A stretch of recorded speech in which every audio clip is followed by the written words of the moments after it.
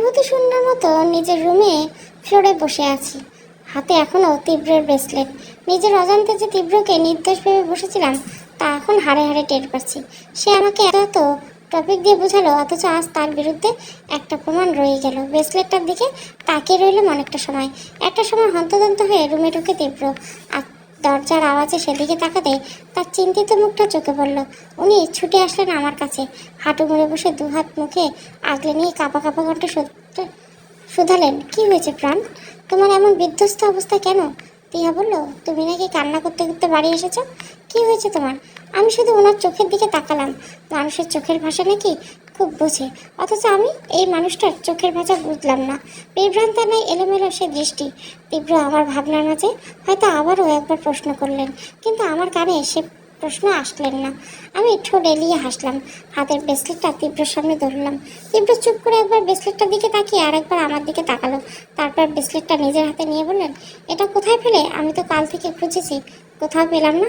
আমি শব্দ করে হেসে বসা থেকে উঠে দাঁড়ালাম। পাগলের মতো শুধু হাসতে থাকলাম। এদিকে হাসলো, আরেকদিকে চোখের কোণ বেয়ে জল গড়াচ্ছে। শাড়ি এলোমেলো হয়ে যাচ্ছে, চুলগুলো শুধু খোপা করে রেখেছিলাম তাও খুলে গেছে। একদম বিধ্বস্ত অবস্থা হয়ে গেছে। তীব্র কিছু না বুঝে আমার কাছে এগিয়ে আসে। আমার নিজেকে দিকে ফিরিয়ে শান্ত কণ্ঠে বলে, কি হয়েছে? পাগলের মতো হাসছো কেন? সে নিজের চোখের পানিটুকু মুছে দিলেন।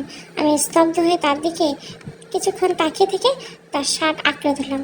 তীব্র চমকালো। আমি চোখ পিটপিট করে ভীষণ শীতল গলায় বললাম, আমি না কাল বললেন আপনি জানেন না আন্টিরা কোথায়, তাহলে আপনার শখের ব্রেসলেট কীভাবে আন্টির বাসায় পেলাম? চমকে যায় তীব্র, ফ্যালফ্যাল করে তাকিয়ে দেয় আমার মুখের দিকে। আমিও তার দিকে তাকিয়ে ফের বললাম, জবাব দিন। তীব্র কোনো উত্তর দিলেন না। তরতর করে রাগ বেড়ে গেল আমার। ওনার উপরে রাগটা আমি পুরো রুমের উপর ঝাড় দিলাম। পুরো রুমের জিনিসপত্র ফেলে দিয়ে ভেঙে ক্ষান্ত হলাম। উন্মাদের মতো যা তা বলে চেঁচাতে সব এলোমেলো করে ফেললাম। এতটাই উন্মাদ হয়ে গেলাম যে কখন পায়ে কাজটুকু রক্তাক্ত হয়ে গেছে সেটুকু খেয়াল করিনি। তীব্র আটকালো আমায়, শক্ত করে নিজের সাথে মিশিয়ে নিলেন। আমি ছোটার জন্য ধস্তে শুরু করলাম, কিন্তু তার শক্তির সাথে পেরে উঠলাম না। ক্লান্ত হয়ে তার বুকের সাথে মিশে রইলাম। একটু শান্ত হতে তার ছেলে সুরে বললাম, আমি কাল রাত থেকে আপনাকে বিশ্বাস করতে শুরু করেছিলাম তীব্র। আমি ভেবেছিলাম আপনি নির্দোষ। আপনাকে বিশ্বাস করে আমি পুরো সত্য জানতে চেয়েছিলাম, কিন্তু আপনাকে বিশ্বাস করার ফল আমি আজকেই টের পেয়ে যাব তা ভাবতে পারিনি। আপনি যদি আন্টিদের বিষয়ে কিছুই নাই জানেন, তাহলে কেন আপনার শখের ব্রেসলেটটা আমি ওখানে পেলাম? কেন জিনিয়ার ওই অবস্থার জন্য মৃত্যুর আগে সে আপনাকে দায়ী করলো? কেন আপনাকে ভালোবেসে জিনিয়া ঠকে গেল? কেন আপনি জ্যোতি আপুর হাজব্যান্ডকে মারলেন? কেন বা জ্যোতি আপুকে বারবার মারার চেষ্টা করলেন? আপনি এতটা জঘন্য কেন তীব্র? তীব্র হাত আলগা করে গেল। আমি নিজেকে ছাড়িয়ে দিয়ে তীব্রর দিকে তাকালাম। তীব্রর দৃষ্টি তখনও আমার চোখের দিকে। আমি ঘৃণার দৃষ্টিতে ছুড়লাম তার দিকে। চোখ থেকে টপটপ করে তখনও জল পড়ছে। আমি সরে আসলাম দুপা। রাগে চেঁচিয়ে বললাম, আপনি একটা ধর্ষক, একজন খুনি, নিজের স্বার্থ ছাড়া কিছুই বোঝেন না। প্রচণ্ড রকমের ঘৃণা করি আমি আপনাকে। আপনি আমার হাজব্যান্ড ভাবলে আমার ঘৃণায় গা গুলিয়ে ওঠে। আপনার এক একটা স্পর্শ আমার কাছে বিষাক্ত মনে হয়। আপনাকে দেখলেই আমার ঘৃণা লাগে। আপনি একটা বিষাক্ত কীট। আমি আপনাকে ভীষণ রকমের ঘৃণা করি। তাহলে শেখ তীব্র, আই জাস্ট হেট ইউ। বলতে বলতে ধপ করে বসে পড়লাম মেঝেতে। তখন আমার চোখের জল থামেনি। কান্না করতে করতে হিচকে উঠে গেছে। তীব্র কিছু না বলে শান্ত দৃষ্টিতে তাকিয়ে থাকলো। আমি নিজের মতো করে বসে রইলাম। তীব্র হুট করে আমার সামনে এসে বসলো। আমি মাথা তুলে তাকাতে দেখলাম উনি ফার্স্ট এড বক্স নিয়ে এসেছেন। আমার পায়ে হাত দিয়ে আমি যখন ছাড়িয়ে নিতে গেলাম তখন উনি শক্ত করে ধরলেন। চুপচাপ কাজটা বের করলেন। ব্যথায় আত্মনাদ করে ওনার শার্ট চেপে ধরলাম। উনি কোনো প্রতিক্রিয়া করলেন না। চুপচাপ পায়ে ওষুধ লাগিয়ে ব্যান্ডেজ করে দিলেন। পুরোটা সময় দুজন নির্বাক। উনি চুপচাপ নিজের কাজ করলেন আর আমি শুধু দেখলাম। এরপর ফার্স্ট এড বক্সটা সরিয়ে আমার দিকে তাকিয়ে মুচকে আসলেন। এক হাত ঘাড়ের পিছনে নিয়ে তার দিকে টেনে আনলেন। চুলগুলো কানের পিঠে গুজে দিয়ে ঠোঁট ছোঁয়ালেন কপালে। তার গম্ভীর জীবনে আমি কেঁপে উঠলাম। উনি আমাকে ছেড়ে চোখের দিকে তাকিয়ে হাসলেন। তার চোখ মুখ অদ্ভুতভাবে যেন নীল হয়ে গেছে। ব্যথায় যেমন মানুষের চোখ মুখ হয়, ঠিক তারও তেমন হয়েছে। চোখে মুখে যেন বিষাকার হাসি। আস্তে করে আমাকে ছেড়ে শুধু দুটো কথা বললেন, থ্যাঙ্কস, আর কটা দিন সহ্য করে নাও প্রাণেশা। এরপর উনি নিঃশব্দে চলে গেলেন। আমি তার যাওয়ার পানে তাকিয়ে রইলাম।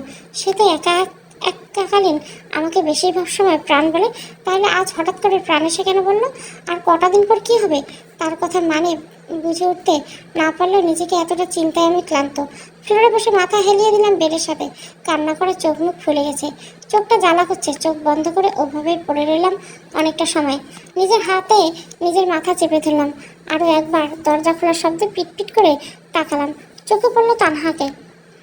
সে অদ্ভুতভাবে হেসে আমার পাশে এসে বলল, এলোমেলো চুলগুলো গুছিয়ে দিয়ে আফসোস হয়ে বলল, তীব্রর আমার রাগী ফেস দেখে বুঝলাম কিছু একটা হয়েছে। ভাগ্যিস লিভিং রুমে কেউ ছিল না। তা তোমার এমন অবস্থা কেন গো? তীব্র বুঝি কিছু করেছে? ওর দিকে তীক্ষ্ণ দৃষ্টিতে তাকালাম, দাঁতে দাঁত চেপে বললাম, আমার হাজব্যান্ড ওয়াইফের মধ্যে কি হচ্ছে না হচ্ছে তা আমাদের বুঝতে দাও। আর তীব্র তোমার বড় ভাই, তাই ভালো করে বলো তীব্র ভাই, আর আমাকে ভাবি বলো। এখন বেরোও আমার রুম থেকে। তানহা ফুঁসে ওঠে, রেগে আমার দিকে এগোতে নিয়েও এগোয় না, দাঁতে দাঁত চেপে রাগী দৃষ্টিতে তাকিয়ে থাকে। এরপর বাঁকা হেসে বলে, দেখি আর কয়দিন তুমি তীব্রের বউ হয়ে থাকো প্রাণেশা। উফ সরি ভাবি। নিজের মতো করে বের হয়ে যায় তানহা। আমি ধীরে ধীরে উঠে ব্ল্যাঙ্কেট জড়িয়ে শুয়ে পড়লাম। এত রহস্যের মধ্যে যেন আমি ডুবে গেছি। যত রহস্য থেকে বের হতে চাই ততটাই ডুবে যাই রহস্যের অতল গভীরে। তীব্রকে যত বিশ্বাস করতে চাই ততবার তার বিরুদ্ধে কিছু না কিছু প্রমাণ পেয়ে যাই। সত্যি মিথ্যার জালে আমি এতটাই বাজেভাবে ফেসে গেছি যে কোনটা সত্য আর কোনটা মিথ্যে তা জাজ করতে আমার বেগ পেতে হচ্ছে। জিনিয়া, আমাকে বিয়েটা তীব্র একটা ডিল, আন্টিরা নিখোঁজ, ফারদিন ভাই আর তীব্র শত্রুতা, সব কিছুর মধ্যে আমি ফেসে গেছি। চিন্তায় মাথা ফেটে যাওয়ার জোগাড়। চোখ জ্বালা করার কারণে এই অবেলাতেই ঘুমিয়ে পড়লাম। ঘুম থেকে উঠতে উঠতে 2টো বেজে গেছে। এর মধ্যে কেউ বোধহয় আমাকে ডাকেনি। পুরো রুম পরিষ্কার, হয়তো তিহা বা কোনো মেয়ে এসে করেছে। ধীরে ধীরে উঠলাম, বুঝলাম জ্বরটা আজ মাত্রা ছাড়িয়েছে। পা ব্যথাতে নড়াতে পারছি না, মাথা ভার হয়ে আসছে। তবু কোনো মতে উঠে বসলাম। মাথা ঘুরিয়ে আসলো, চুপচাপ ওভাবে শুয়ে রইলাম। আবার কতক্ষণ পর তিহা রুমে আসলো, আমার পাশে বসে বলল, ভাবি এখনো উঠুনি যে? শরীর কি খুব খারাপ? কথা শেষ করতে কপালে হাত দিতে চমকে উঠলো। দ্রুত কাছে এসে বলল, তোমার এত জ্বর কেমন হলো? দাঁড়া ভাইয়াকে বলি। আমি ওর হাতটা টেনে ধরলাম, ধীর স্বরে বললাম, প্রয়োজন নেই। তুমি শুধু শুধু এমনি একটা ওষুধ দিয়ে যাও। খালি পেটে ওষুধ কেন খাবার? দাঁড়াও আমি আসি। দিয়ে দৌড়ে গেল। মিলি, বিপ্লব, মুন্না একসাথে রুমে আসলো। 3জন মিলে বিছানা দখল করে বসে বলল, ভাবি আপনার নাকি জ্বর? আমি হাসার চেষ্টা করে মাথা নাড়ালাম। ওরা 3জন বিভিন্ন কথা বলতে থাকে। টিয়া খাবার নিয়ে এসে একটু খাইয়ে দেয়। এরপর ওষুধ খেয়ে মিলি, বিপ্লব, মুন্নাকে বের করে দেয়।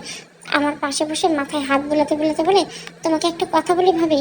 আমি ছোট্ট করে হুঁ বললাম। টিয়া দীর্ঘশ্বাস ফেলে বলে, আমি জানি না আজ তোমার আর ভাইয়ার মধ্যে কি হয়েছে, কিন্তু এটা জানি তোমরা দুজনে অনেক কষ্ট পাচ্ছ। সবার কথা, সব দেখা, সব শোনা সত্যি হয় না ভাবি। আমার চোখের সামনে এমন কিছু দেখি যা আদৌ হয়নি। আমাদের চোখের সামনে থাকা সব আপনার মানুষরা কিন্তু আদৌ আপন হয় না। সব কিছুর পেছনে সত্য থাকে যা সবার আড়ালে থাকে। এগুলো সত্য খুঁজে বের করতে হবে। তুমি কারো কথায় এসে ভাইয়াকে ভুল বোঝো না। তুমি আমার ভাইয়াকে আসলে যেমন ভাবো সে তেমন না। তোমাকে এই মুহূর্তে কিছুই বলতে পারবো না আমি, তবে এটুকু বলতে পারি তুমি ভুল। ভাইয়া জিনিয়াকে কিছুই করেনি, বরং ভাইয়া সেদিন জিনিয়ার জন্য ওখানে গিয়েছিল, জিনিয়া যেতে বলেছিল। পরে কি হয়েছে তা আমাকে ভাইয়া আজও বলেনি। কিন্তু তুমি পরের যতটুকু জানো তা সম্পূর্ণ ভুল। খুব বেশি দেরি হওয়ার আগে নিজের ভুল ভেঙে ফেলে ভাবি। ভাইয়াকে একেবারে হারিয়ে ফেললে আর ফিরে পাবে না।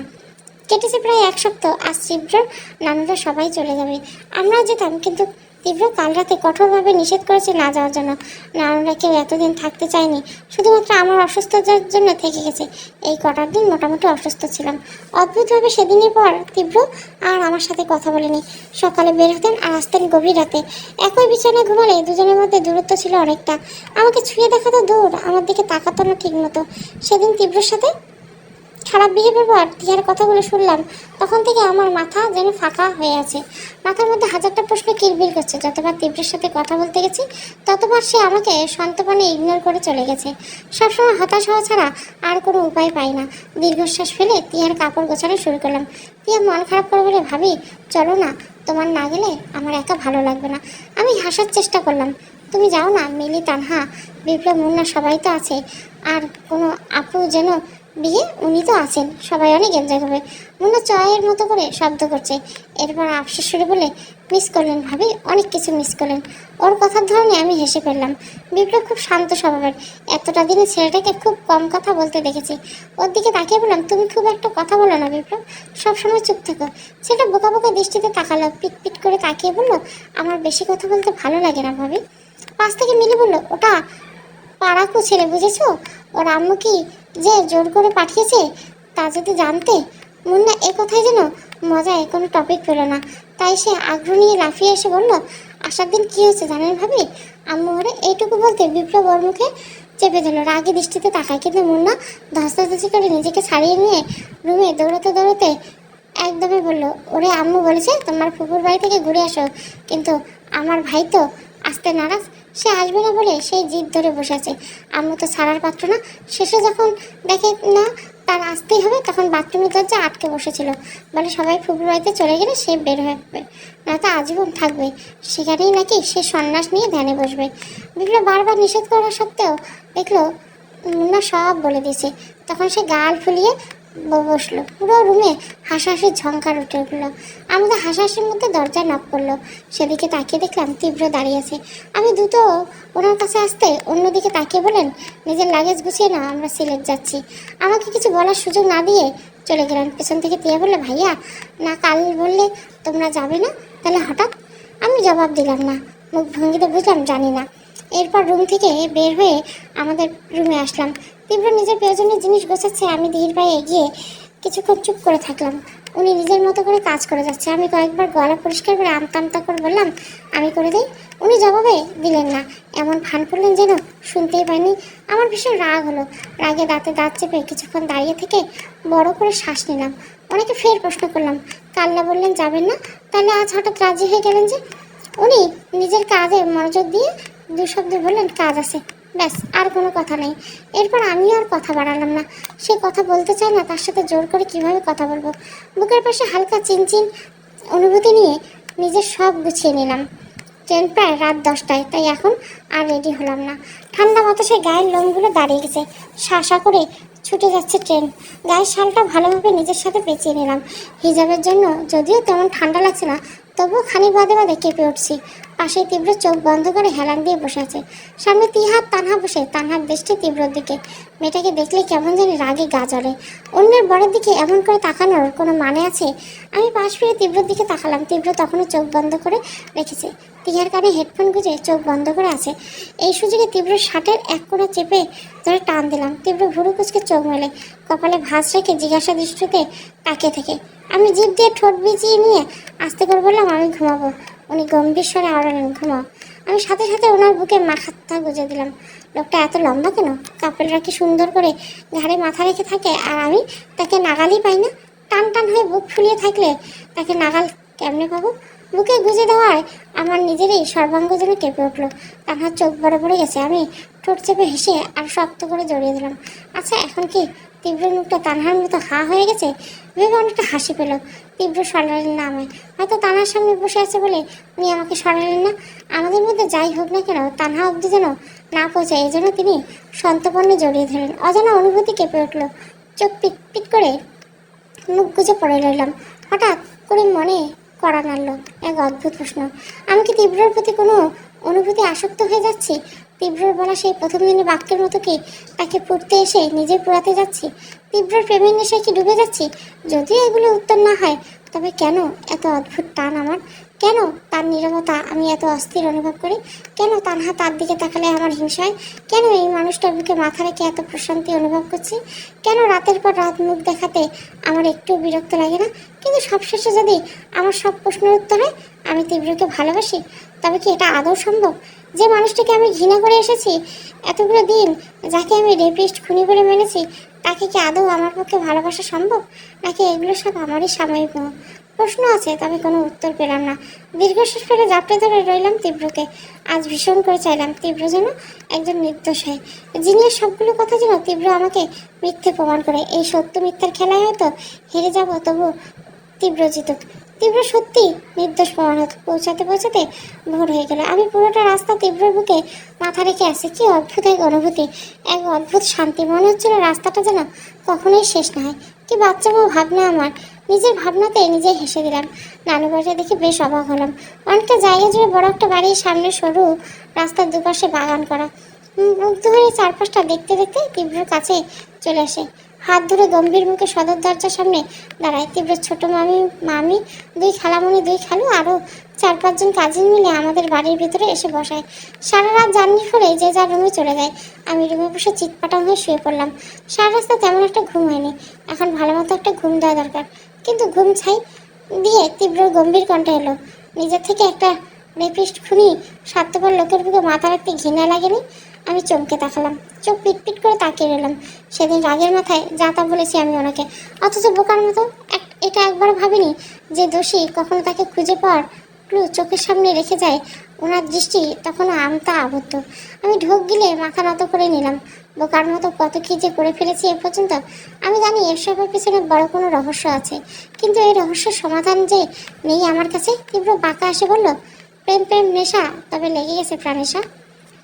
ওনার এই কথা একটা কথায় থমকে গেলাম। বার কয়েক শুকনো ঢোক গিললাম। তীব্র ল্যাগেজ থেকে কাপড় বের করতে করতে তাচ্ছিল্যের সুরে বলল, যতটুকু অনুভূতি মোহ মায়া আছে তা এখানেই শেষ করো। তীব্র প্রেমের নেশার মতো তীব্র প্রেমের বিরহ কিন্তু ভয়ঙ্কর প্রাণ। তাছাড়া তোমার আর আমার বিয়েটা তো কেবল একটা ডিল।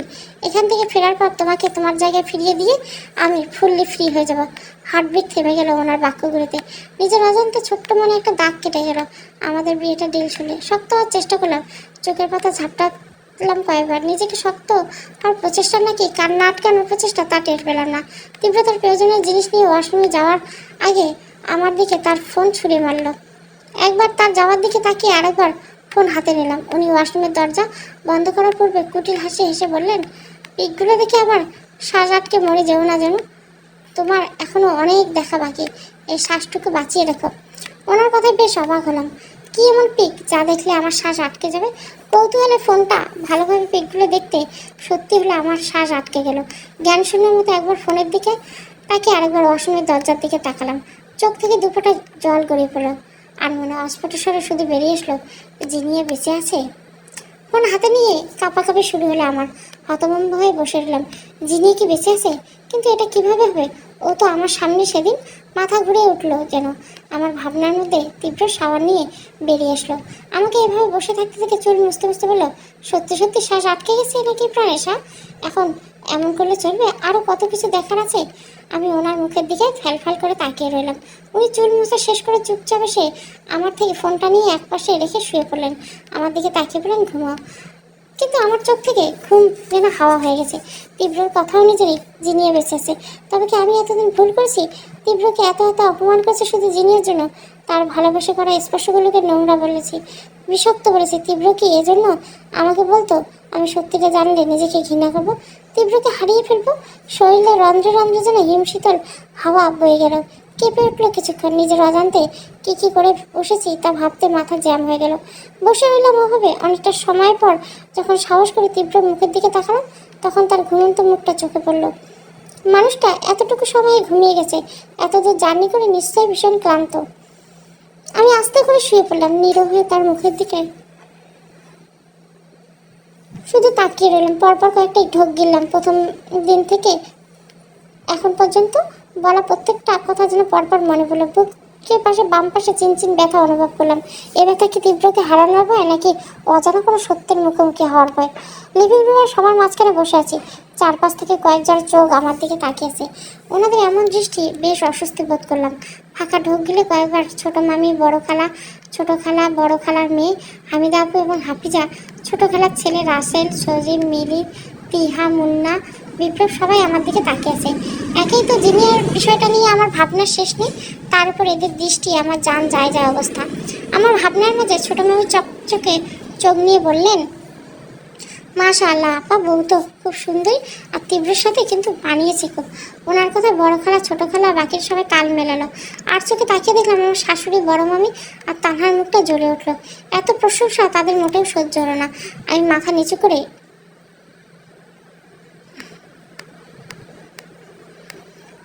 ঠোঁট চেপে হাসলাম। তিয়া আগুনে ঘি ঢালার মতো করে বললো, হ্যাঁ ছোটভাবে ঠিক বলেছে, আমার ভাইয়া আর ভাবি বেস্ট। ডাইনিংয়ে বসে তীব্র জুস খাচ্ছিল। তিয়ার কথায় তিনি বিষম খেলেন। তানা ছুটে গিয়ে পানি ধরলেন। তার সামনে কটমাট করে উঠলেন। আমি এর মধ্যে কেউ একজন বলল, আমার তানহার থেকে সুন্দরী না, কিন্তু তানহার তীব্রকে বেশি মানায়। এই কথা শুনে সেদিকে তাকালাম। একটা মেয়ে দাঁড়িয়ে আসে, বেশ বুঝে ভালো মডার্ন। আমি তার পা থেকে মাথা পর্যন্ত পর্যবেক্ষণ করতে তানা ছুটে গিয়ে আপু বলে জড়িয়ে ধরলো। মিলি নাক কুচকে বলে, আমার এই বড় বোনটাকে, এই মেজ বোনটারে নষ্ট করে ফেললে একদম একটারও লজ্জা সরম নেই। অন্যের জামাই নিয়ে টানাটানি, ফালতু কাজ। ওর কথা শুনে হাসি পেল, নিজেকে সামলে নিলাম। ছোট মামি সবাইকে তাড়িয়ে দিলেন, যে যার মতো উঠে চলে গেল। তীব্র এতক্ষণ বসে বেশ মজা নিচ্ছিল, কিন্তু সবাই যেতে সে নিজেও বুক টান টান করে উঠে দাঁড়ালেন। তারপর চুপচাপ সিঁড়ি ডিঙ্গে চলে গেলেন। ওনার পিছু পিছু তানহা আর ওর বোন চলে গেল। সম্ভবত এটাই শোভা, ওরই কয়েকদিন পর বিয়ে। আমি নিজেও তীব্রর পিছে যাওয়ার জন্য উদ্যত হতে ছোট মামি হাত আটকে দিলেন। আমার তো তীব্রর সাথে কথা আছে, কিন্তু ছোট মামির দিকে জিজ্ঞাসা দৃষ্টিতে তাকাতে তিনি চোখ গরম করে বললেন, না খেয়ে কোথায় যাচ্ছ? আগে খেয়ে নাও, আসো। আমি কিছু বলার আগে ছোট মামি হাত ধরে টেবিলে বসিয়ে দিলেন। খাবারের প্লেটটা এগিয়ে মাথায় হাত বুলিয়ে দিলেন। সবটা খেয়ে শেষ করো, আমি এখনই আসছি। আমি ড্যাব ড্যাব করে তাকালাম ছোট মামির দিকে। কি অদ্ভুতভাবে হেসে বলল, কি দেখো, খাও আগে, বলেই মাথায় কিছুক্ষণ হাত বুলালেন। ভীষণ কান্না পেয়ে গেল। ফাঁকা ঢোক গিলে একটুখানি খাবার মুখে দিলাম। সত্যি বলতে এর আগে কখনো আমাকে কেউ এত যত্ন করে খাওয়ায়নি, আর এত যত্ন করে মাথায় হাত রেখেছে। যখন ভীষণ কান্না করতাম তখন পলি এভাবে জড়িয়ে ধরে মাথায় হাত বোলাতো। অনেকদিন পর কারো থেকে মামা গন্ধ পেলাম, ভাবতে চোখের কোণে ভিজে এলো। মুহূর্তে খাবার আটকে যায়। ছোট মামি দ্রুত পিঠে হাত বুলিয়ে দেয়। আমি কোনো রকমে কান্না গিলে নিলাম। ছোট মামি পাশে চেয়ার টেনে বসলেন। থুতনিতে হাত রেখে মুখটা উঁচু করে বললেন, কি হয়েছে মা? চোখ মুখ এমন লাগছে কেন? মন খারাপ? মনে হচ্ছে কান্না করছো? তীব্র কিছু বলেছে? আমি ঠোঁট কামড়ে মাথা নাড়লাম দুদিকে। ছোট মামি প্লেটের নিজের দিকে নিয়ে খাবার আমার দিকে এগিয়ে দিতে দিতে বললেন, খাওয়ার সময় চোখের পানি ফেলতে নেই, ধীরে সুস্থ বলো কি হয়েছে। আমি কোনোরকম বললাম, আসলে আমার তো মা নেই, তাই কখনো কেউ এত যত্ন করে খাওয়ায়নি, মাথায় হাত রাখেনি, তার কথা খুব মনে পড়ে। ছোট মামির হাত থেমে গেল। তিনি এক হাত দিয়ে জাস্ট ধরলেন আমাকে। আমি ওনার বুকে মুখ গুজে ফুপিয়ে উঠলাম। ছোট মামি ভাঙা ভাঙা হয়ে বললেন, খাবার সময় একদম কাঁদবে না মেয়ে। আমার মা নেই মানে কি? আমি আছি, তোমার শাশুড়ি মা। তোমার দুইটা মা থাকা সত্ত্বেও বলো মা নেই? একদম হাড়গোড় ভেঙে দেবো। কাঁদতে কাঁদতে হেসে ফেললাম। অনেক সময় পর স্বাভাবিক হতে তিনি আমাকে সবটুকু খাইয়ে দিলেন। ঘড়ির কাঁটা তখন অলরেডি 3টা বাজে। ছোট মামি আমাকে খাওয়ানো শেষ করে বললেন, শোনো, কারো কথায় কান দেবে না। তীব্রর সাথে তোমার বিয়েটা ভাগ্যে ছিল, তাই কি হয়েছে, কে কি বললো, কার সাথে কাকে মানালো, এসব কখনো ভাববে না। শুধু এটুকু মনে রাখবে, তুমি আর তীব্র একটা পবিত্র বন্ধনে আবদ্ধ আছো। তোমরা দুজন একে অপরের পরিপূরক, তাই অন্যের কথায় কান দিয়ে নিজেদের মধ্যে অশান্তি করবে না। আমি মাথা নাড়লাম। ছোট মামি রুমে যেতে বললে চুপচাপ চলে আসলাম। তীব্র তখন পায়ের উপর পা দিয়ে ল্যাপটপে কিছু করতে ব্যস্ত। আমি ধীর পায়ে তার সামনে গেলাম। সে দেখেও না দেখার ভান করে বসে রইল। আমি নিজে থেকে জিজ্ঞাসা করলাম, জিনিয়া কি সত্যি বেঁচে আছে? উনি ল্যাপটপে মনোযোগ দিয়ে বললেন, তোমার কি মনে হয়? আমার মনে হওয়া না হওয়াতে তো কিছু যায় আসে না, তাই না? আপনি বললেন জিনিয়া বেঁচে আছে, ফটো দেখে তো তাই মনে হলো। বাকিটা তুমি সামনাসামনি দেখা করে জেনে নিও কেমন? ওনার কথায় চোখ ছোট ছোট করে তাকালাম। উনি উঠে নিজের প্রয়োজনীয় জিনিস নিয়ে ওয়াশরুমে ঢুকলেন। আমি সেদিকে তাকিয়ে কিছুক্ষণ বসে থাকলাম। উনি বের হলেন একেবারে রেডি হয়ে। আমাকে কিছু না বলে নিজের পার্স, ঘড়ি, ফোন নিয়ে চলে যেতে নিলেই জিজ্ঞাসা করলাম, কোথায় যাচ্ছেন? ওনার সহজ জবাব, কাজ আছে। আর কিছু না বলে বেরিয়ে গেলেন। আমি সেদিকে তাকিয়ে দীর্ঘশ্বাস পেলাম। জীবনটা একদম গোলক ধাঁধার মতো হয়ে গেছে। রাত 1টা বাজে, অথচ তীব্রের পাত্তা নেই। সেই যে গেছে, এখনো ফিরেনি। আমি পুরো বিকাল থেকে শুরু করে রাত 10টা পর্যন্ত তিহা, মিলি, মুন্না, বিপ্লব, হাফিজ ওদের সাথেই ছিলাম। এরপর রুমে চলে আসি। ওনাকে কতবার কল দিয়েছি। প্রথম কয়েকবার কল গেলেও পরে ফোন সুইচ অফ করে দেখলেন পুরো বাড়ি মানুষ ঘুমিয়ে কাদা, অথচ টেনশনে আমার শিরা উপশিরা যেন ব্যথা করছে। লোকটা গেল কোথায়? কোনো বিপদে পড়েনি তো আবার? নতুন জায়গা, কিছুই তো মনে হয় চেনে না, জানে না। আবার নানা বাড়ির সুবিধার্থে হয়তো চিনতে পারে, কিন্তু সে এখনো কেন ফিরছে না? মাথা হ্যাং হয়ে গেল আমার ভাবনার মাঝে। দরজায় করানো। আমি ছুটে গিয়ে দরজা খুলতে আটকে উঠলাম। এলোমেলো বিধ্বস্ত অবস্থায় তীব্রকে দেখে আত্মা কেঁপে উঠলো। তীব্র কোনো শব্দ না করে এলোমেলো ভাবে রুমে ঢুকে পড়লো। আমি দরজা আটকে কাঁপা কাঁপা হাতে ওনাকে ধরলাম। উনি এক দৃষ্টিতে তাকিয়ে রইল আমার দিকে। চোখ দুটোতে যেন রক্ত জমে গেছে। সেই রক্তচক্ষুর দিকে তাকিয়ে থাকার মতো দুঃসাহস বোধহয় আমার নেই। ফাঁকা ঢোক গিলে ভাঙা ভাঙাভাবে বললাম, আপনার এমন বিধ্বস্ত অবস্থা কেন? কি হয়েছে তীব্র? তীব্র যেন আমার প্রশ্নে জ্বলে উঠলো। তার শার্টের কোণা থেকে আমার হাতটা সরিয়ে হুট করে ঠাস করে থাপ্পড় বসিয়ে দিলেন। মুহূর্তে জ্বলে উঠলো গাল, মাথা ঘুরিয়ে উঠলো। পিটপিট করে তার দিকে তাকালাম। তার ভয়ঙ্কর দৃষ্টি দেখে গলা শুকিয়ে গেল। উনি রেগে আমার গাল চেপে ধরে বললেন, হাউ ডিয়ার ইউ? কোন সাহসে তুই ফারদিনের সাথে যোগাযোগ করছিস? কোন সাহসে তুই ওর সাথে দেখা করতে গেছিস? এত সাহস তোকে কে দিয়েছে? ওনার রাগি কণ্ঠে চমকে উঠলাম আমি। উনি ধাক্কা দিয়ে সরিয়ে দিলেন। নিজের ভারসাম্য রক্ষা করে অবাক চোখে তার দিকে তাকালাম। ব্যথায় ভুলেই গেলাম নিমেষে। তীব্র জেনে গেছে যে আমি ফারদিন ভাইয়ের সাথে দেখা করতে গেছিলাম। এত কিছু করে ওনার থেকে বিষয়টা লুকাতে পারলাম না। আর জানলেই তো জানলো, তাও 2 দিন পরে। আমি নিজেকে সামলে কোনো রকমের তীব্রের কাছে এগিয়ে বললাম, তীব্র আমি স্টপ, জাস্ট স্টপ। আর একটা মিথ্যে বলবে না। আমি চুপ মেরে গেলাম। উনি পুরো সত্যি না জেনে ভুল বুঝলো আমাকে। আমাদের মধ্যে কেন বারবার এত ভুল বোঝাতে হয়? ফাঁকা ঢোক গিললাম, দৃষ্টি এদিক ওদিক করলাম। সেদিন ফারদিন ভাই আমাকে ডেকেছিল দেখা করার জন্য, কিন্তু তাতে আমি না করে দিতেই সে আমাকে যা বলেছিল অনেকগুলো থ্রেটও দিয়েছিল। আমি জানি তার সম্পর্কে, শুধু শুধু তো আর তাকে ভয় পাই না।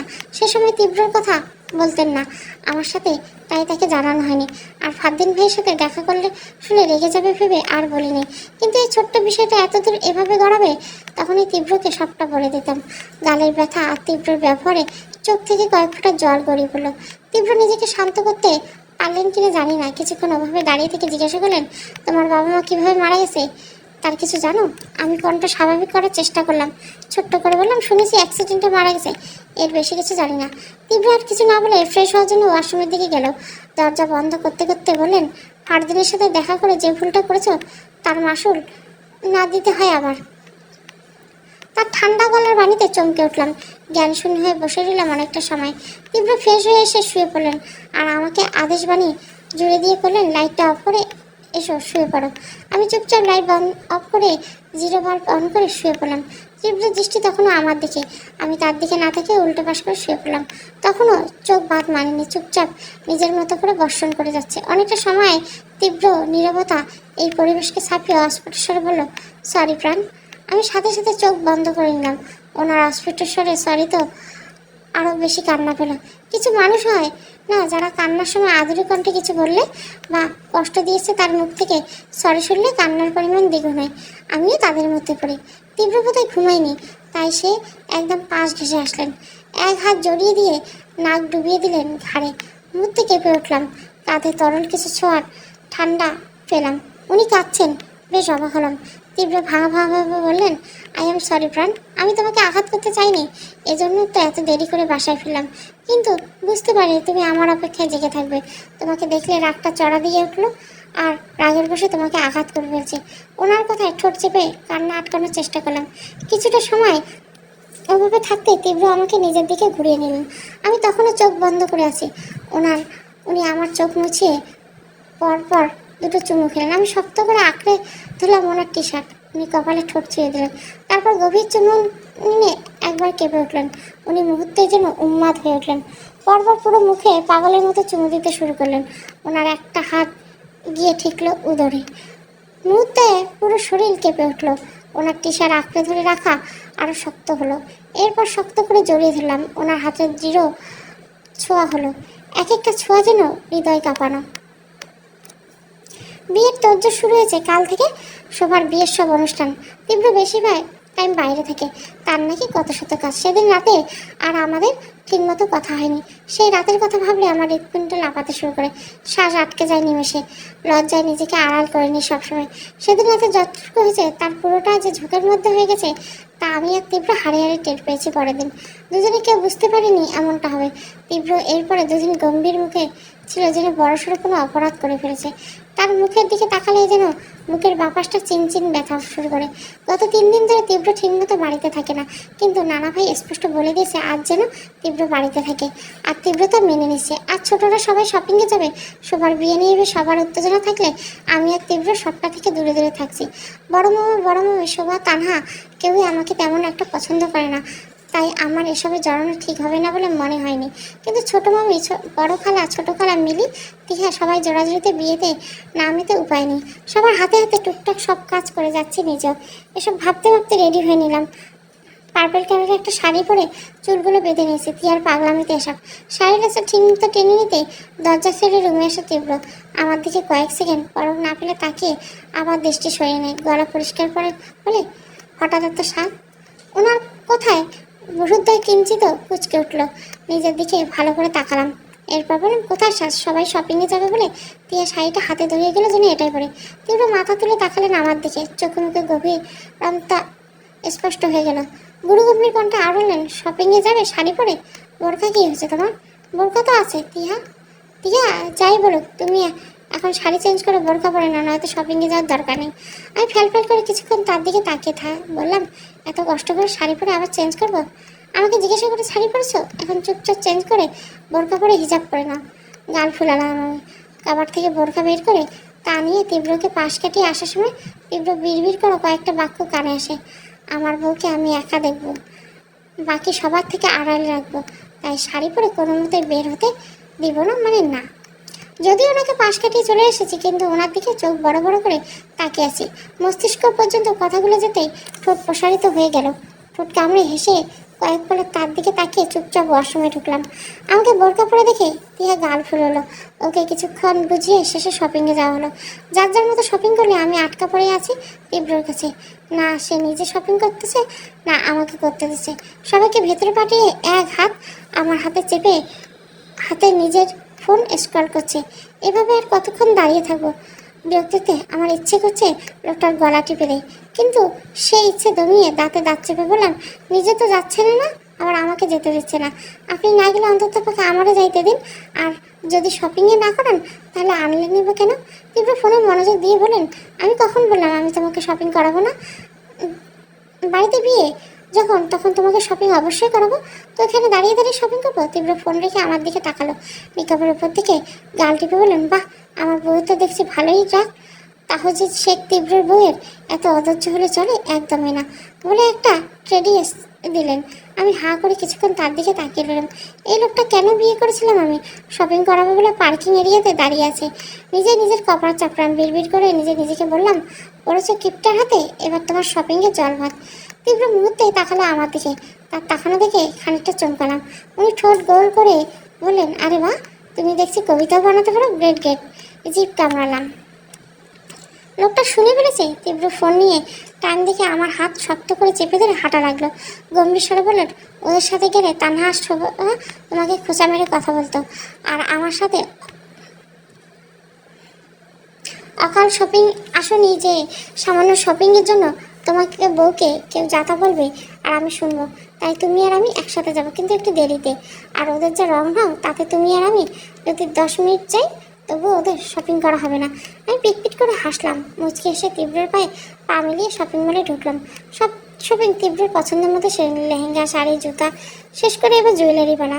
দুজনে জুয়েলারি শপে ঢুকতে চোখ আটকা পড়ে গেল একটা পেন্ডেন্ট নিয়ে। ভীষণ পছন্দ হলো। আমি তীব্রকে তা বললাম না। শাড়ি আর লেহেঙ্গার সাথে ম্যাচিং করে সব গহনা নিলাম। সবশেষে যখন তীব্র বিল পেমেন্ট করে, তখন চোখ পড়লো দরজার বাইরে। মুখটা জিনিয়ার মতো মনে হতে যেন শখ খেলাম। সব শপিং সেখানে ফেলে ছুট লাগালাম দরজার বাইরে। দরজা থেকে বাইরে এসে আশেপাশে কিছুটা দৌড়ানোর পর জিনিয়াকে আর দেখলাম না। ভিড়ের মধ্যে যেন হারিয়ে গেল। আমি কনফিউজ হয়ে দাঁড়িয়ে রইলাম। সত্যি কি জিনিয়াকে দেখছি নাকি চোখে ফুল? এর মধ্যে তীব্র দৌড়ে আসে, তড়িঘড়ি করে আমাকে ধরে বলে, পাগল নাকি, এভাবে কেউ ছুটে আসে? আমি তো কতটা ভয় পেয়ে গেছি জানো। কি হয়েছে, অমন করে ছুটে আসলে কেন? আমি রোবটের মতো হাত দিয়ে ইশারা করে বললাম, জিনিয়া। তীব্র চমকে তাকায় সেদিকে, কিন্তু জিনিয়াকে না দেখে বলে, কোথায় দেখেছো? এখানে। আমি মাথা নাড়ালাম। উনি আমাকে ছেড়ে রেলিংয়ের কাছে গিয়ে পুরোটা পর্যবেক্ষণ করলেন, কিন্তু জিনিয়াকে না পেয়ে হতাশ হয়ে ফিরে আসলেন। আমি তীব্র শার্টের এক কোণা চেপে ধরে বললাম, জিনিয়া সত্যি বেঁচে আছে তীব্র? তাহলে সেদিন? তীব্র গম্ভীর হয়ে গেলেন। নিজের শার্টের কোণা ছাড়িয়ে নিয়ে আমার এক হাত চেপে হাঁটা লাগলেন। গম্ভীর গানে বললেন, বাড়ি চলো। জুয়েলারি দোকান থেকে সব ব্যাগ নিয়ে চলে আসলাম। মাথার মধ্যে ঘুরপাক খাচ্ছে জিনিয়ার মুখ। ও যদি সত্যি বেঁচে থাকে, তাহলে সেদিন মারা গেল কে? কেনই বা সেদিন সব দোষ তীব্রকে দিয়েছিল? জিনিয়া বেঁচে থাকলে কেন জানলো না আমাকে? আন্টি তো বলেছিল জিনিয়াকে দাফন করা হয়েছে, তাহলে জিনিয়া বেঁচে আছে কিভাবে? এত প্রশ্নের দরুন মাথা কাজ করা বন্ধ করে দিল। পরপর কয়েকটা ঢোক গেলাম। তীব্র চিন্তিত মুখে আমার দিকে তাকিয়ে আছে। ঠিক আছে প্রাণ, শরীর খারাপ আছে? আমি উত্তর দেওয়ার আগে তিহারা চলে আসলে। একে অপরের শপিংয়ের কথাই বলেছিল নিজেরা। তারপর যে যার মতো জায়গায় পড়ে বসলো। তানহা আমাকে আর তীব্রকে গাড়ির মধ্যে ঠেসে দিয়ে বলে, তীব্র, প্রাণের সাথে শপিং করিয়ে দাওনি? দেবেই কেন, যাকে বিয়ে করছো একটা। তীব্র পেছন থেকে চোখ গরম করে বলে, তোর না ভাবলেও চলবে আমি ওকে শপিং করিয়েছি কিনা নিজের চোখে দেখলাম। তানহার মুখটা একটুখানি হয়ে গেল। শোভা জ্বলে উঠে বলল, তীব্র ভাই, তুমি এই মেয়েটার জন্য তানহার সাথে এমন ব্যবহার করো কেন? এবার উত্তরটা তিহাই দিল। হেসে বলল, তোমার বোনকে বলে আমার ভাবির সাথে ঠিক করে কথা বলতে, তাহলে তো ভাইয়া আর কিছু বলে না। আর তাছাড়া আপু, ভাবিকে এই মেয়ে না বলে ভাবি ডাকা শেখো, কারণ ওটা তোমার ভাবি হয়। তানহা আপু তোমারও কিন্তু ভাবি হয়। তানহা শোভা জ্বলে উঠলো। তীব্র গাড়ি হেসে গাড়িতে স্টার্ট দেয়। ওদের এত কথোপকথনের মধ্যে আমার বিন্দুমাত্র মাথা ব্যথা নেই। আমার মন আর মস্তিষ্ক পুরো পড়ে আছে জিনিয়ার কাছে। কি থেকে কি হয়েছে ভেবে কুল পাচ্ছি না। আমার ভাবনার মধ্যে বাড়িতে আসলাম। বাড়ি আসার পর আমি বিষয়টা ভুলতে পারছি না। তীব্র আমার অমনোযোগিতা খেয়াল করে বললো, জিনিয়ার কথা ভাবছো? আমি তাকাতেই ওনার দিকে খুঁটে খুঁটে দেখলাম ওনাকে। চোখ দুটো গভীরভাবে ভীষণ। তাই তো কখনো ওই চোখের দিকে তাকানোর সাহস পায় না। তাকালেই মনে হয় তারা আমাকে তাচ্ছিল্য করে বলছে, যাকে ভালোবাসো তার চোখের ভাষা বোঝো না, যাকে বোঝো না কত সহজে ভুল বোঝো। তুমি কি আদৌ এই মানুষটাকে ভালোবাসার যোগ্য? তুমি কি আদৌ এর ভালোবাসা বোঝার যোগ্য? বিষয় করে ভাবতে যেন আমার দম বন্ধ হয়ে আসে। তীব্র খানিকটা এগিয়ে আসে আমার দিকে। এলোমেলো হওয়া চুলগুলো কানের পিঠে গুজে দিয়ে বলে, এত বেশি ভেবো না। যা হওয়ার তা হবে। প্রকৃতি নিজের সবটা তোমার সামনে এনে দিবে। তাই তো এত শুধু শুধু নিজের মাথাটা এলোমেলো করো না। এমনিতে তোমার মাথায় মগজের বদলে গোবর রাখা। তীব্র ঠোঁট চেপে হাসলেন। আমি অপলক চোখে চেয়ে রইলাম হাসির দিকে। সে হয়তো আশা করেছিল আমি রেগে যাব, কিন্তু হলো তার বিপরীত। রোবটের মতো তাকে হুট করে জড়িয়ে ধরলাম। আর মনে বললাম, যত সত্যের কাছে যাচ্ছি ততটাই আপনাকে ঘৃণাগুলো আমার নিজের দিকে ফিরিয়ে আনছে। আপনার কথা মতো সত্যিই আমার নিজের প্রতি ঘৃণার সৃষ্টি হচ্ছে। আপনি আমাকে ছেড়ে যাবেন না তীব্র। আমি ভালোবাসি আপনাকে। কবে কখন কিভাবে জানা নেই, শুধু জানি তীব্রের প্রেমের নেশায় আমি ডুবে যাচ্ছি। প্রতি মুহূর্তে পুড়ে যাচ্ছি এই প্রেমের নেশায়। সবার মেহেন্দির অনুষ্ঠান শুরু হয়েছে। শাশুড়ি মায়ের অর্ডার অনুযায়ী কাজ করে দিন পার হচ্ছে আমার। এত কাজের মধ্যে ছোটো মামি চুপচাপ বসতে বললেও শাশুড়ি করা নির্দেশ যেন সবার হাতে হাতে সব কাজ করি। টিয়া কয়েকবার এসে ডেকে গেছে, কিন্তু আন্টি যেতে দেয়নি। টিয়া শেষমেশ রাগে দাঁতে দাঁত চেপে আমার কাছে এসে বলে, অন্য সময় ভাবিরে সহ্যই করতে পারে না, আর এখন শত্রুর মতো খাটাচ্ছ। বিয়েতে এসেছে বলে এত ঝামেলা করলে, আর এখন যখন কাজের বেলা তখন সব প্রাণেশাই করবে। ফাউল ফ্যামিলি একটা। আমি ওকে চেপে ধরে থামিয়ে দিলাম। টিয়া পুষতে পুষতে চলে যায়। আমি এখনো পর্যন্ত শাড়ি চেঞ্জ করিনি। কীভাবে করবো? আন্টি তো উঠতেই দিচ্ছে না। নিজের কাজ করে যদি যাচ্ছি, এমন সময় গম্ভীর কণ্ঠ ভেসে আসে নান ভাইয়ের। সেদিকে তাকিয়ে দেখলাম নানা ভাই, নানু, আঙ্কেল সবাই এসছে। দ্রুত আঁচল টেনে মাথা দিলাম। নানা ভাই গম্ভীর কণ্ঠ বলল, নতুন বউকে দিয়ে কাজ করাচ্ছে কে? নাতবু এখানে বিয়ের কাজ করতে এসেছে নাকি মেহমান হিসেবে এসেছে? আমি মাথা নিচু করে রইলাম। কেউ কোনো উত্তর দেওয়ার আগে পাশ থেকে টিয়া চিবিয়ে চিবিয়ে বলে, নানা ভাই, তোমার মেয়ে না আমার ভাবি আরাম একদম সহ্য করে না। তাই তো সকাল থেকে মেয়েটাকে গরুর মতো খাটাচ্ছে। অথচ দেখো, কিন্তু নিজের পায়ের উপর পা দিয়ে বসে আছে। টিয়ার কথায় আমি ওর দিকে তাকালাম। মেয়েটাকে আমাকে মারবে নাকি? নানা ভাইয়ের সামনে কি বলছি? এর মধ্যে আন্টি ধমকে উঠলেন টিয়াকে। রাগী স্বরে বললেন, ভাবি এত আপন হয়ে গেছে যে মায়ের কাছে নানা ভাইয়ের নামে নালিশ করছিস? এক একটা রাজাকারের জন্ম দিয়েছে আমি। তুই বাড়ি চল শুধু।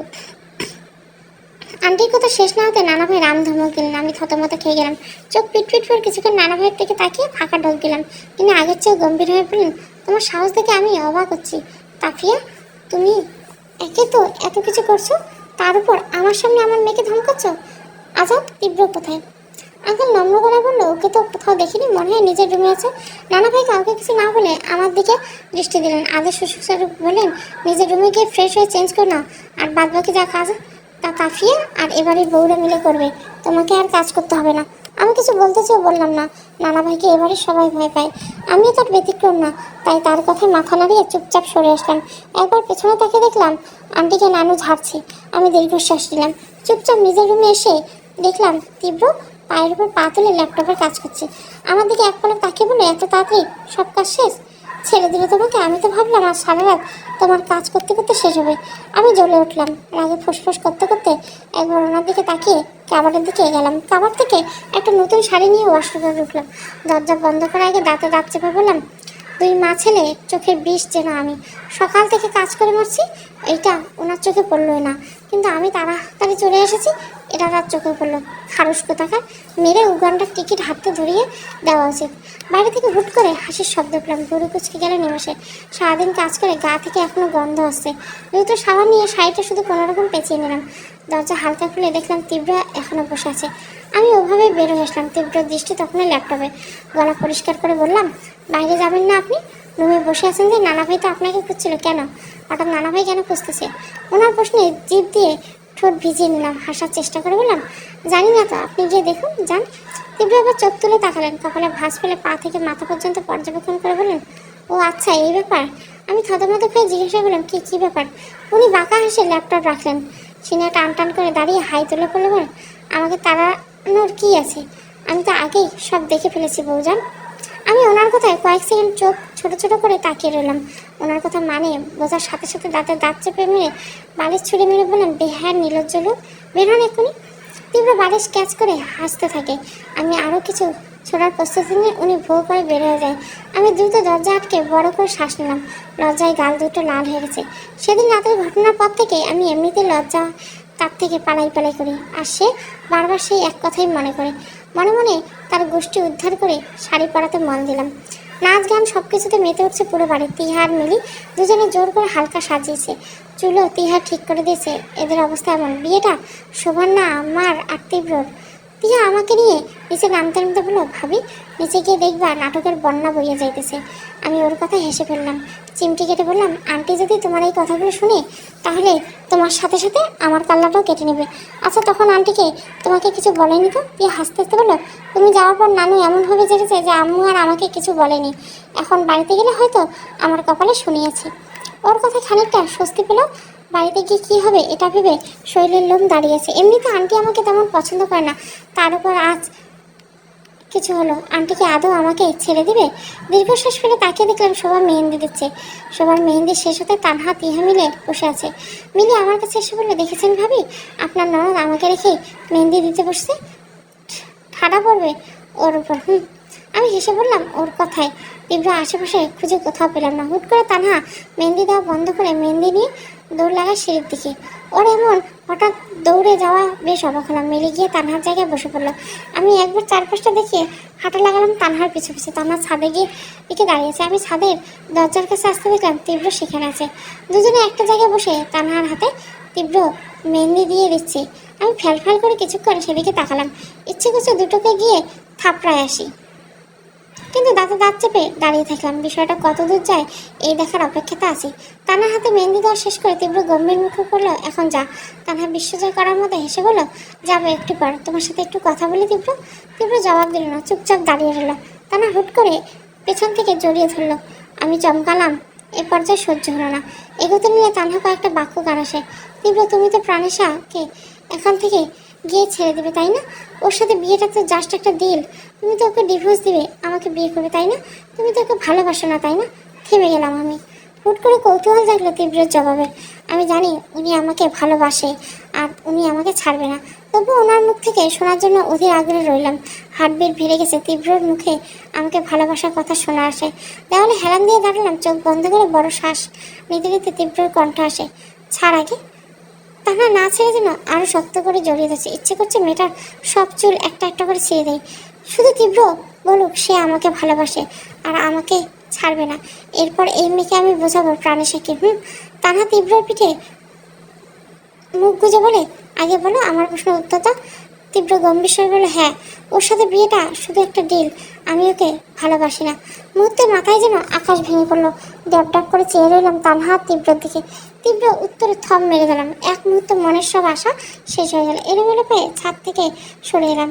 নিজেই নিজের দিকে তাকিয়ে তাচ্ছিল্যে সুরে হাসলাম। নিজের অথন্দে চোখ থেকে টুপ করে দুফোঁটা জল গড়িয়ে পড়লো। তীব্র এক মুহূর্তে আমার সব স্বপ্ন আশা ভেঙে ঘুরিয়ে দিল। উনি তো জানেন আমি ওনাকে ভালোবাসি, তবু কত সহজে আমাকে ছেড়ে দেওয়ার কথা ভেবে নিচ্ছেন। চুপচাপ নিজের রুমে ঢুকে দরজা লাগিয়ে দিলাম। দরজার সাথে ঠেস দিয়ে বসে অপালক তাকিয়ে থাকলাম সিলিং ফ্যানের দিকে। সম্পূর্ণ পৃথিবী যেন মাথার উপর ঘুরছে। তীব্র কি তবে আমাকে ঠকালো? আমার একটা ভুলের শাস্তি বুঝি এতটা গভীর? চোখ বন্ধ করে হাত মুঠো করে নিলাম। শব্দ করে কেঁদে উঠলাম। সাথে সাথে মুখ চেপে বোবা কান্নায় ভেঙে পড়লাম। চোখের কাজলটা লেপটে গেছে, চোখের নিচে দাগ হয়ে গেছে কালো কালো। এই মুহূর্তে বাইরে থেকে ডাক আসে তিহার। আমি দ্রুত কান্না আটকানোর চেষ্টা করলাম। তিহার দরজার অপাশ থেকে ব্যস্ত গলা বললাম, ভাবি তুমি কি রুমে আছো? আমি কণ্ঠস্বর স্বাভাবিক করে বলার চেষ্টা করলাম, হ্যাঁ তিয়া। আরে ভাবি তুমি রুমে কি করো? কখন থেকে খুঁজছি, জলদি বাইরে আসো, ছোটো মামি তোমাকে খুঁজছে। আমি নিজেকে যত সম্ভব স্বাভাবিক করার চেষ্টা করলাম। পরপর কয়েকটা ঢোক গেল। কথা বলার সময় অস্পষ্ট হয়ে আসছিল স্বর। মুখ চেপে ধরলাম। এই অবস্থায় আমার বাইরে যাওয়া কোনোভাবে সম্ভব না। তিয়া ফের ডাকলো। আমি কোনো রকম শ্বাস আটকে বললাম, তিয়া আমার শরীরটা ভালো লাগছে না, একটু ভালো লাগলে আসি, তুমি নিচে যাও বরং। তিয়া তড়িঘড়ি করে বললো, ভাবি খুব খারাপ লাগছে, দরজা খুলো। না, খুব বেশি খারাপ লাগছে না, তুমি যাও। তিয়া কিছু বলতে নিয়েও চুপ হয়ে যায়। তারপর আচ্ছা বলে চলে যায়। আমি এলোমেলো পায়ে ওয়াশরুমের দিকে হাঁটা ধরলাম। চুলের খোপা থেকে রজনীগন্ধার গাছটা খুলে পড়েছে, হাতে পড়ে থাকা চুড়িগুলো খুলে ফ্লোরেই পড়লো। ওয়াশরুমে ঢুকে চোখে মুখে পানি ঝাপটা দিয়ে অনেকটা সময় নিয়ে চোখ দুটো জ্বালা করছে। আয়নায় নিজের দিকে তাকাতেই আমার হাসি পেল। হুট করে হেসে উঠলাম, বিড়বিড় করে বললাম, খুব এসেছিল প্রাণেশা তীব্রকে পড়াতে, অকারণে তাকে ভুল বুঝে শাস্তি দিতে উঠে পড়ে লেগেছিল। যে মানুষটাকে ঘৃণার সর্বোচ্চ রেখে কবুল বলেছিল, আজ তুমি তাকে ভালোবাসায় করেছ। তীব্রর এই ঝলসানো প্রেমে তুমি আবার করবে। তীব্রকে ভালোবাসে তার দেওয়া বিরহ নিয়ে তুমি শেষ হবে। ইস, কেন যে ঘৃণার জায়গায় ভালোবাসায় ঠাঁই দিল। চোখ বন্ধ করতে দুপুরটা জল গড়িয়ে পড়লো চোখের কোণ থেকে। চুপচাপ রুমে এসে কাবার থেকে নর্মাল একটা শাড়ি বের করে পরে নিলাম। এত কাজ করা শাড়ি পরে ঘুমানো তো কষ্টকর। চুপচাপ বিছানায় শুয়ে পড়লাম ব্ল্যাঙ্কেট মুড়িয়ে দিয়ে। চোখ বন্ধ করে থাকলেও চোখের পানি পড়া তখনও বন্ধ হয়নি। দরজা করানোর শব্দে চোখ মুছে নিলাম। নিজেকে যতটা সম্ভব স্বাভাবিক করার চেষ্টা করে দরজা খুললাম। ভেবেছিলাম হয়তো ছোটো মামিবার তিয়া আবার মিলিয়ে এসেছে, কিন্তু ঝাপসা চোখে তীব্রকে দেখে সরে আসলাম। এলোমেলো পায়ে এসে আবার শুয়ে পড়লাম। তীব্র ব্যস্ত পায়ে এগিয়ে এসে বলল, তোমার শরীর খারাপ লাগছে, কী হয়েছে? আমি জবাব দিলাম না, ব্ল্যাঙ্কেট নিয়ে পুরো মাথা সহ ঢেকে দিলাম। মুখ চেপে ডুকরে উঠলাম। তীব্র আমার এমন আচরণে আর কিছু জিজ্ঞাসা করলো না, চুপ হয়ে গেল। আমি যতটা সম্ভব শব্দ না করে কান্নার চেষ্টা করে গেলাম ক্রমাগত। পুরো রাতটাই কেটে গেল নিঃশব্দ কান্নায়। পাশে থাকা তীব্র টের পেয়েছে কিনা জানা নেই, তবে সে একটা শব্দও করেনি আমার সাথে। সকালবেলা ফজরের নামাজ পড়ে আবার শুয়েছিলাম। বেলা উঠতে উঠতে অনেক বেলা হয়েছে, ঘুমের জন্য মাথাটা ভার হয়ে আসছে প্রচণ্ড। পাশে তীব্র নেই। দীর্ঘশ্বাস ফেলে উঠতে আয়নায় নিজের দিকে চোখ পড়ে গেল। চোখ দুটো ফুলে লাল হয়ে গেছে। নিজেকে দেখে নিজেকে আঁকতে উঠলাম। বাড়ির বাকিরা প্রশ্ন না করলেও তিয়া, মিলি আর ছোটো মামি কিছুতেই ছাড় দেবে না। জলদি করে ফ্রেশ হয়ে চোখ ভালো করে ডললাম, কিন্তু চোখের ফোলা তো কমবে না। শেষে ওভাবে বের হলাম। হাত খোপা করে মাথার আঁচল টেনে নিতে চোখ পড়লো মেঝেতে। কাল যেখানে ফুলের গাছটা চুরি ফেলেছিলাম সেগুলো ওখানে নেই। ড্রেসিং টেবিলের দিকে তাকিয়ে দেখলাম সেখানে সযত্নে চুড়ি আর গাছটা রাখা। ওগুলো ওখানে কে রাখলো? তীব্র। উনি এগুলো ফ্লোর থেকে উঠালেন, নিশ্চয়ই টের পেয়েছে কিছু। আমি দীর্ঘশ্বাস ফেলে নিচে নামলাম। আশেপাশে তীব্রকে কোথাও নজর পড়লো না। মানুষটা কিছুদিন পর আমাকে ছেড়ে দিবে, অথচ আমার বেহায়া মন তার সান্নিধ্য পেতে যাচ্ছে। তিহার মিলি আমাকে দেখে দৌড়ে আসে, কাছে এসে বলে, ভাবি শরীর কেমন আছে তোমার? কাল তো আর আসলেই না তুমি। আমি উত্তর না দিয়ে মাথা নিচু করে দৃষ্টি এদিক ওদিক করতে লাগলাম। মিলি আমার হাত জড়িয়ে ধরে বলল, ভাবি কত কিছু যে মিস করলেন আপনি, আহারে। এবার জবাব দিলাম না। তিহা আমার নীরবতার কারণ বুঝতে না পারে থুতনিতে হাত দিয়ে মুখ উঁচু করে। সাথে সাথে আতঙ্কে চোখ বন্ধ করে নিলাম, বড় করে শ্বাস নিলাম। তিহা বলল, চোখে মুখের এমন দশা কেন ভাবি? তোমার কি সত্যি শরীর খারাপ ছিল কাল? আমি ফাঁকা ঢোক গিললাম। উত্তর দেওয়ার আগে ডাক পড়লো আন্টির। আমি তিহাকে আর মিলিকে পাশ কাটিয়ে আন্টির কাছে গেলাম। আন্টি আমাকে শুধু একটা লিস্ট ধরিয়ে দিয়ে বললেন যেন বড় মামা, ছোটো মামা, আঙ্কেল কাউকে না কাউকে দিয়ে এটা দেই।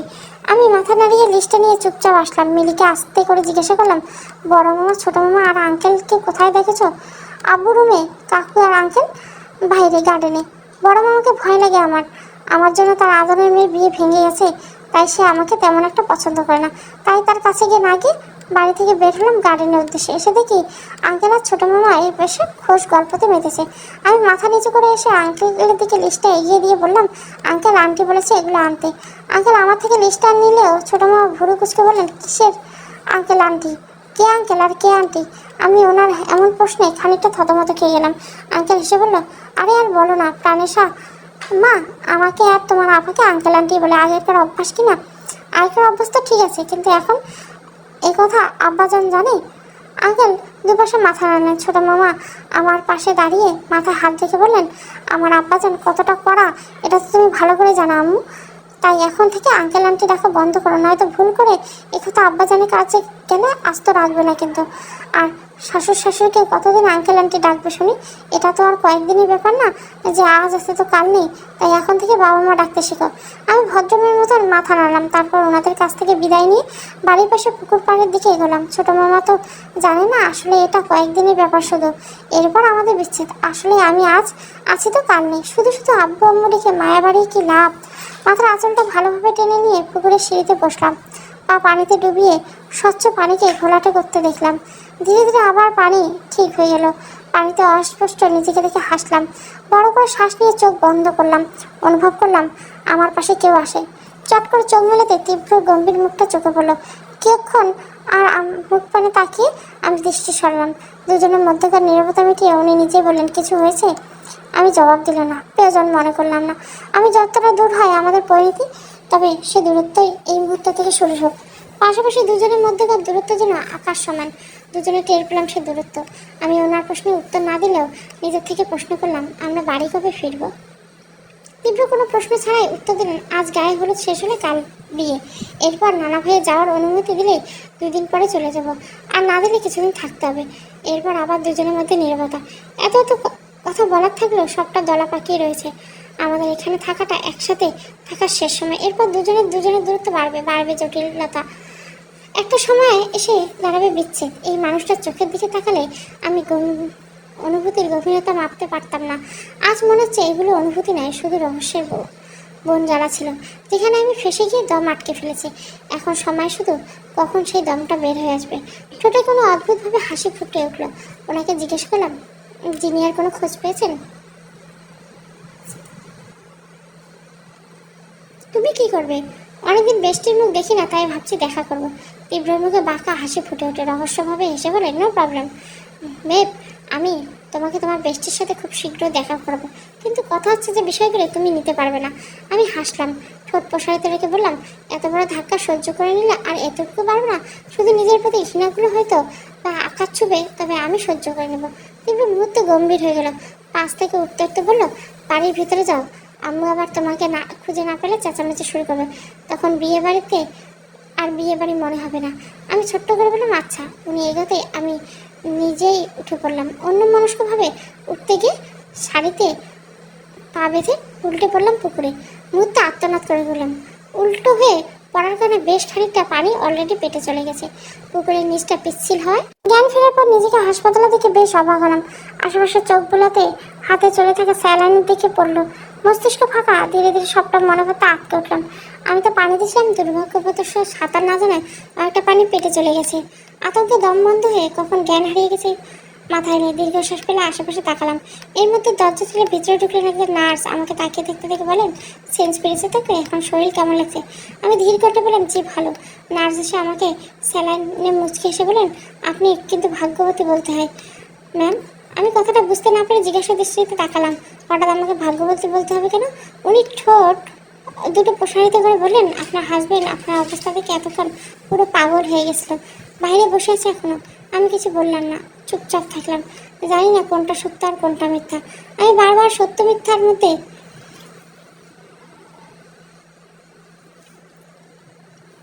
ঝুলে থাকি, বুঝি না এরা সবাই আমাকে কি মনে করে। ফুস করে উঠলাম। নার্স আপুটা আবার বললেন, তবে আপনাকে দেখে কিন্তু আমার মধ্যে সামান্যতম হিংসা হয়েছে ম্যাম।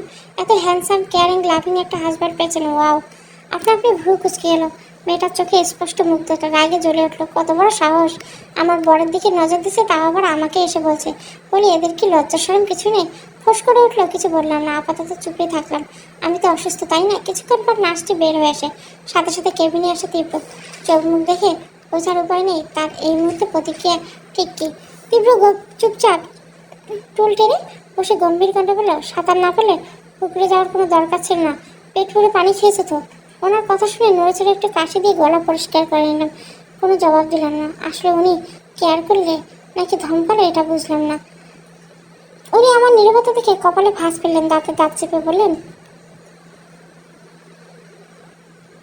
মুখে কি এখনো পানি আছে যে জবাব দিচ্ছেন না? মুখে পানি কেন থাকবে? তাহলে প্রশ্নের উত্তর দাও না কেন? কষ্ট লাগে উত্তর দিতে? আপনি আমাকে ধমকাচ্ছেন কেন? আমি না অসুস্থ? কোথাও একটু আদর করে মিষ্টি কথা বলবেন, তা না, ধমকাচ্ছে। এই আপনার ভালোবাসা? এই ছিল আপনার মনে? আমার কথা তীব্র রীতিমতো চোখ পিটপিট করে চেয়ে রইল কিছুক্ষণ। তারপর আমার দিকে ঝুঁকে এসে কপাল গাল চেক করলো। আমি ভুরু কিঞ্চিত করে বললাম, কি হয়েছে? এত কাছে আসতেন কেন? এটা হসপিটাল তো। থাক, আদর করতে বলছি বলে এখানে করতে হবে এমন বিষয়টা না, বাড়িতে গিয়ে করলেও চলবে। এবার সাথে সাথে গলা ফাটিয়ে নার্সকে ডাকে। ওনার চেঁচানিতে আমি ভয়ে কেঁপে উঠি। এত জোরে চেঁচানোর আওয়াজ কানে দিতেই হাতে টান করে স্যালাইনের সুইচ দিয়ে রক্ত বেড়ে ওঠে। মেয়েদের আত্মনাদ করে হাতটা থিমতে রাখতে নার্স ছুটে এসেছে, যেন সে আমার জামাইয়ের ডাকের অপেক্ষায় ছিল। আমি রাগে রেগে চোখে তাকালাম তার দিকে। নার্স ছুটে এসে বলল, জি কিছু হয়েছে স্যার? আপনি ওকে ভালো করে দেখে ডক্টরকে ডাকুন। আমার মনে হয় পানি খেয়ে ওর মাথার তাপ গেছে, নয়তো ছিঁড়ে গেছে। ও ওকে কি পাবনা মেন্টালে নিতে হবে? ওনার কথাতে নাচ কিছুটা বলার আগে ফুঁসে উঠলাম আমি। চিবিয়ে চিবিয়ে বললাম, আপনি আমাকে ইনডাইরেক্টলি পাগল বলেন? আপনার এত বড় সাহস! আমি তোমাকে ইনডাইরেক্টলি না ডাইরেক্টলি বলেছি, কারণ তুমি আসলে পাগল। আপনার বউ আমি এত পাগল মনে হলে বিয়ে কেন করেছেন? কারণ তখন জানতাম না তোমার মাথায় এত বড় সমস্যা। আমি দ্বিগুণ রাগে ফুঁসে উঠলাম। কিছু বলার আগে নার্স থামিয়ে দেয়। কাচাকুচি করতে করতে বলে, স্যার আপনি একটু বাইরে যান, ম্যামকে এত উত্তেজিত করবেন না। তীব্র একবার তীক্ষ্ণ চাহিনি ছুটে চলে গেল। নার্স আমাকে শান্ত করলেন। স্লাইনের আরেকটু বাকি, তারপর আমাকে বাসায় নিয়ে যান। মনে মনে পণ করে রেখেছি আজ ওনাকে পিন্ডি চটকে তারপর শান্ত হবো। আমাকে পাগল বলা, আমাকে এই প্রাণের সাথে উনি যদি তাহজির শেখ তীব্র হন, তাহলে আমি মিসেস তাহজির শেখ তীব্র। স্যালাইন শেষ হতে তীব্র সব বিল পে করে আমাকে নিয়ে হাসপাতাল থেকে বের হলো। বাড়ির কেউ আসেনি। আমি আশেপাশে নজর বুলিয়ে ঠোঁট গোল করে বললাম, এ কি বাড়ির কেউ আসেনি? আমি না রোগী, আমাকে না সবাই দেখতে আসবে? তীব্র আবার কপালে ভাঁজ ফেলে তীক্ষ্ণ দৃষ্টিতে তাকালেন। বললেন, এই মেয়ে সত্যি সত্যি তোমার মাথা গেছে, এমন বাচ্চাদের মতো কথা বলছে কেন? কী সমস্যা?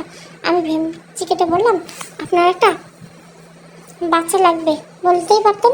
আমাকে বাচ্চাদের সাথে তুলনা কেন করছেন? তীব্র চোখ বড় বড় করে তাকে নিজের কপাল নিজে চাপড়ালেন। হাত ধরে টেনে বসাতে বললেন, তুমি আজ আমাকে পাগল বানিয়ে তবে ক্ষান্ত হবে দেখছি। চুপচাপ গাড়িতে বসো। কিন্তু বাড়ি থেকে কেউ এলো না? না আসেনি, কারণ কেউ জানে না তুমি হসপিটালে। ধপাস করে পানিতে পড়ার পর আমি তোমাকে তুলছি। পানি খেয়ে পেট ভরিয়ে তো জ্ঞান হারিয়েছিলে। বিয়ের বাড়ির অনুষ্ঠান, তার উপর তোমার শরীর একদম ঠান্ডা হয়ে গেছিলো, তাই ভয়ে ভয়ে হাসপাতালে নিয়ে আসি। আসার সময় শুধু আব্বু, ছোটো মামি আর দারোয়ান চাচা দেখেছিল, তাও তাদেরকে মানিয়ে এসেছি। বলেছি আমাদেরকে খুঁজলে যেন বলে আমরা একটু বাইরে আসি। তাহলে আমার শাড়ি, ওটা ছোটো মামা দিয়ে গেছে। ভেজা কাপড় তো বদলানো লাগবে, তিনি দিয়ে গেছেন আর পাল্টিয়েছে নার্স। আমি মনে করার ভঙ্গিতে বললাম, এই ভালো কথা, আপনি এই নার্সের সামনে ভিজার সাথে আসছিলেন? ততক্ষণে গাড়ি ড্রাইভ করা শুরু করেছে তীব্র। নিজের কাজে মনোযোগ দিয়ে বলল, হ্যাঁ কেন? আমি ফুঁসে উঠলাম, দাঁতে দাঁত চেপে বললাম, এই জন্যই তো বলি মেয়েটা এত প্রশংসা করলো কেন? নিজের এই হট লুক না দেখালে চলছিল না আপনার? বলি মাস্ক কেনার পয়সা নেই আপনার? এত কিপটে কেন? এখন থেকে ঢিলে ঢালা কাপড় আর সবসময় মাস্ক পরে ঘুরবেন।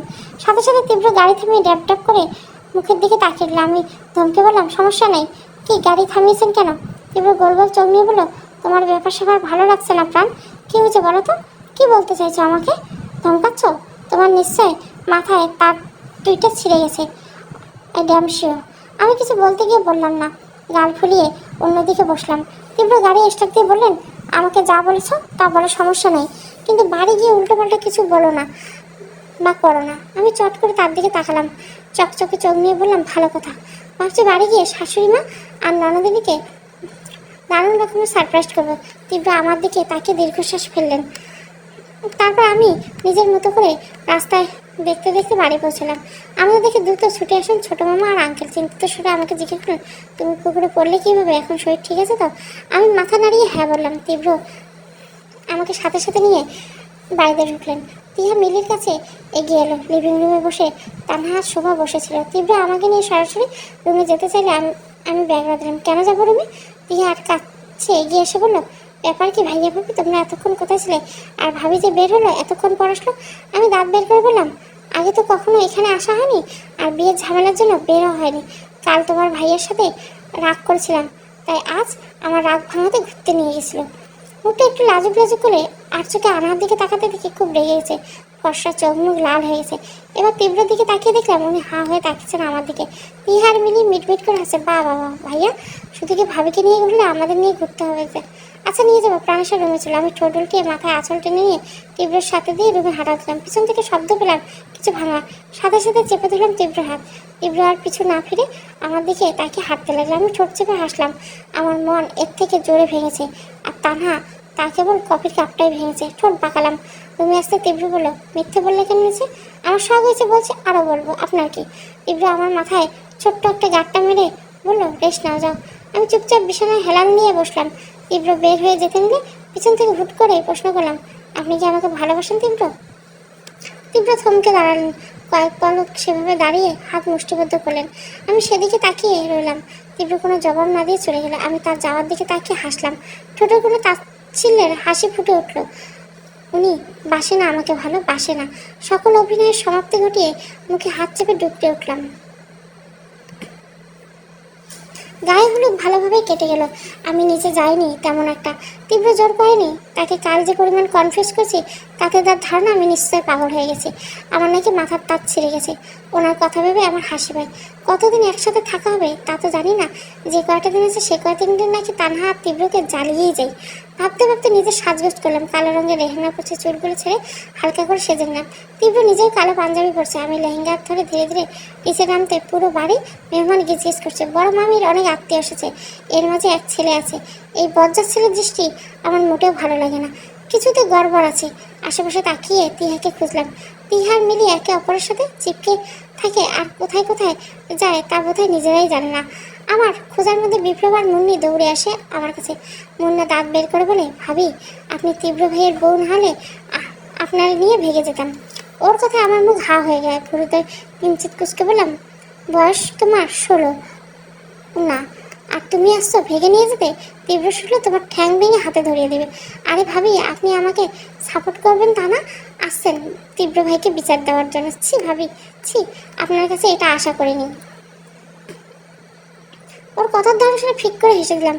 পাশ থেকে বিপ্লব সাবধানী কণ্ঠে বলে, খবরদার ভাবি, ওর কথা গলে যাবেন না। আপনি তীব্র ভাইকে বলে দেবেন সাক্ষী হিসেবে আমি আছি। মুন্নার সাথে তীব্র গাঁটটা মেলে দুজনে একে অপরের সাথে মারামারি করতে শুরু করে।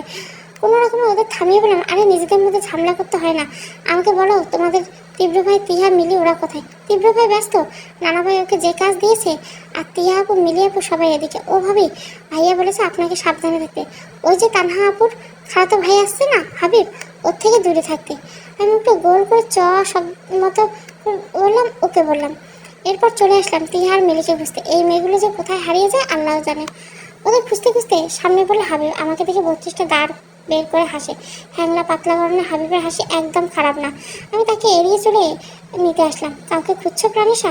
আমি যেন আকাশ থেকে বললাম। প্রথমে আমাকে ঠিক মতো চেনে কিনা সন্দেহ, তারপর আবার আমাকে তুমি নাম ডাকছে বিরক্ত নিয়ে পেছনে তাকাতে হাসি হাসি মুখ করে বললাম, তীব্র আপনার বড় নাকি ছোট ভাইয়া? হাবিব মুখ কালো করে বললো, আমাকে ভাইয়া কেন বলছে? আর তীব্র আমার বড় কেন? বলো তো কি হয়েছে? বড় ভাইয়ের বউকে আপনি ভাবি বলে সম্বোধন করতে হয় ভাইয়া, এটা বোধহয় আপনার জানা নেই। হাবিব মুখ বাঁকায়, লোকটা স্বভাব আমার মোটেও ভালো লাগছে না। চলে আসতে নিলে চোখে পড়ে থাকা খানিকটা দূরে দাঁড়ানো তীব্র। ব্যাস আমি দাঁড়িয়ে গেলাম।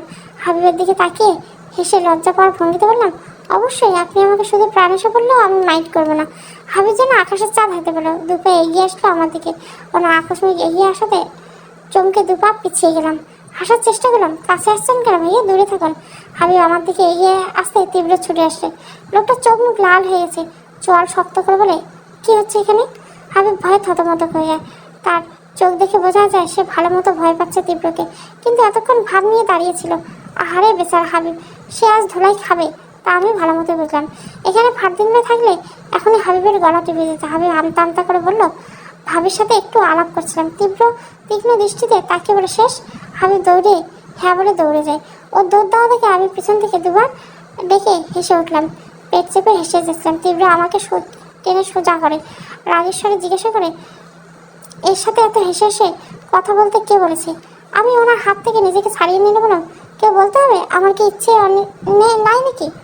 তীব্র সাথে সাথে চেপে ধরে হাত টেনে নিয়ে একটা ফাঁকা জায়গায়, তারপর দাঁতে দাঁত চেপে দেওয়া শক্ত করে কোমর আঁকড়ে থাকে। আমি বড় বড় চোখ করে ওনার দিকে তাকালাম। উনি বললেন, হাবিবের থেকে দূরে থাকো, আমি ছাড়া সবার ক্ষেত্রে তোমার নিজ ইচ্ছে চলবে না, কথাটা ভালো করে মাথায় ঢুকে নাও। আমি ওনার থেকে ছোটার চেষ্টা করে ব্যর্থ হলাম। তখন ঠোঁটের কোণে তাচ্ছিল্য হাসি ফুটিয়ে বললাম, কেন? আপনাকে একটা অন্য মেয়ে জড়িয়ে ধরতে পারে, আপনি তার হাতে মেহেন্দি দিয়ে দিতে পারেন, আর আমি কারোর সাথে সামান্য কথা বলতে আপনার গায়ে লাগে? তীব্র এতটাই অবাক হয় যে তার হাত আলগা হয়ে যায়। আমি তার থেকে নিজেকে মুক্ত করে নিলাম।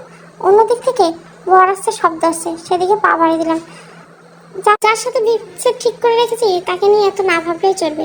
আপনি তো আমাকে ভালোবাসেন, আর ভালোবাসতে না পারলে আমার উপর অধিকার দেখাতে আসবে না। পিছন ফিরে তীব্র মুখ দেখিনি, বাঁকা এসে চলে আসলাম।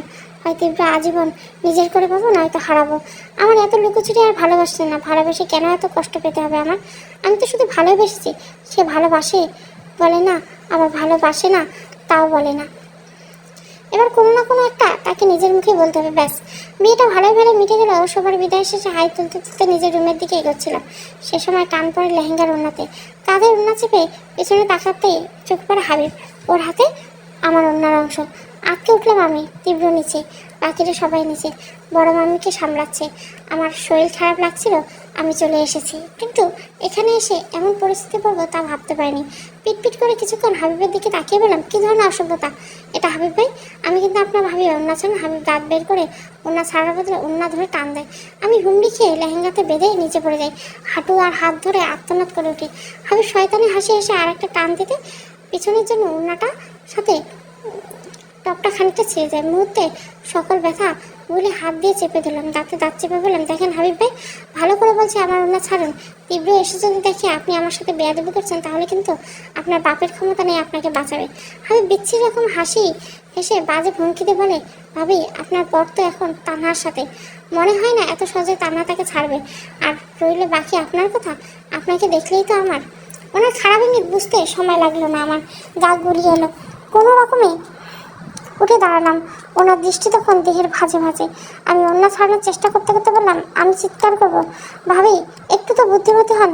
একে তো নিচের বক্সের আওয়াজ কেউ শুনতে পাচ্ছে না, তাছাড়া আপনি চিৎকারের যেন আমি আপনাকে করতে দেবো? বাইরে এসব চিৎকার চেঁচামেচি ছাড়ুন, আমি কিন্তু আপনাকে দারুণ মজা। ঘৃণায় গা গুলিয়ে দিলাম মুহূর্তে। কথা শেষ করতে না পারতে গায়ের সমস্ত শক্তি থাপ্পড় বসালাম হাবিবের গালে। হাবিব রক্তচক্ষু নিয়ে আমার হাত মুড়িয়ে ধরলো। সমস্ত শক্তি ছাড়ানোর চেষ্টা করে তিহা তীব্রকে ডাক দিলাম, কিন্তু বক্সের সাউন্ডে আমার শব্দগুলো নিচে পর্যন্ত যাচ্ছে না।